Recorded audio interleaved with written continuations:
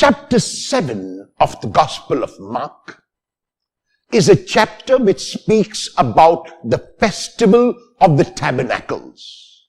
Our Gospel text of today is taken from chapter 7, verses 1 to 2, verse 10, and verses 25 to 30. In these verses, we are given two separate opinions about Jesus. The one is the opinion of the crowds. They have merely a very superficial opinion, namely, the question in their minds is Jesus the Christ? On the one hand, he is working tremendous miracles. On the one hand, he is a great orator and proclaiming the kingdom of God like no other has done before him. So they ask, can he be the Messiah? Yet, on the other hand, they say that we know where he comes from.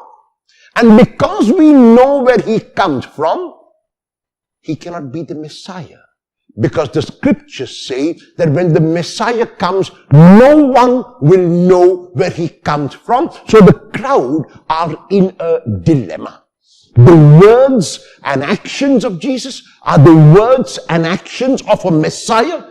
And yet, because they think they know where Jesus comes from, they are not able to accept or believe in their hearts that Jesus is truly the Messiah.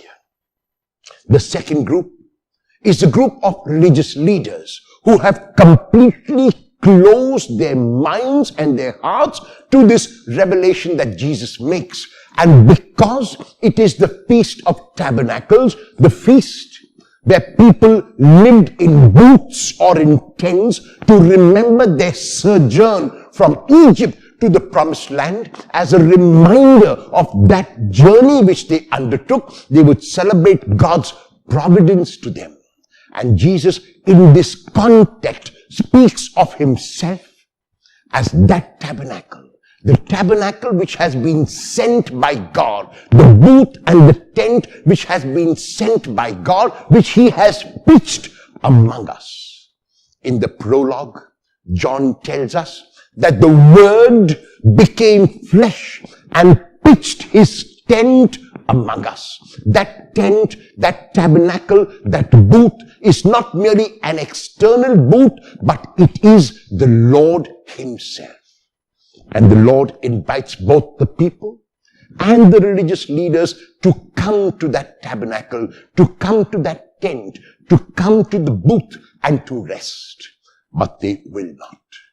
They will not because their minds had been made up in advance. They will not because it was difficult for them to change their ideas. They will not because they preferred to see God as a God who would punish if one did wrong and who would accept if one did right. They would refuse to see the God proclaimed by Jesus as a God who would love unconditionally both saint and sinner alike. As a God who wanted people to respond not because they wanted to earn his love, which was free, but because they had received the magnanimity of his love. How will you show that you have responded to the invitation that God has made in Jesus today?